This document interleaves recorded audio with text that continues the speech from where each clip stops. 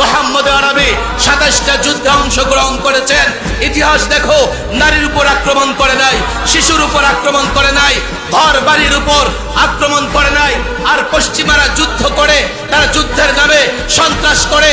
এই হচ্ছে ইসলামের জিহাদ। আর তাদের যুদ্ধের মধ্যে পার্থক্য, তারা জানে ইসলাম ন্যায়ের, তার যুদ্ধের নীতি ন্যায়। ইসলাম ইনসাফের, যুদ্ধের নীতি ইনসাফের। কিন্তু তারা সন্ত্রাস করে, আর সেই সন্ত্রাসের দায়ভার চাপিয়ে দেয় মুসলমানদের উপরে। মুসলমানদের জঙ্গি বলে, সন্ত্রাসী বলে। আমার আফসোস নাই, দুঃখ নাই, ওরা ইহুদি, ওরা নাসারা, আমার দুশমন, ইসলামের দুশমন। আমাকে বকা দেবে, আমাকে গালি দেবে।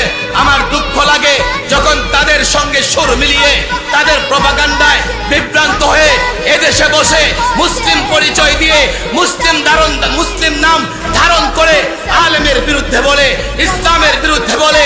আল্লাহর কসম করে বলি, হেফাজতে ইসলাম বাংলাদেশের আলেম ওলামারা ওই নাস্তিক মুরতাদ ইহুদিদের দালালদের বিরুদ্ধে লড়াই করেছে, লড়াই করছে, লড়াই করবে।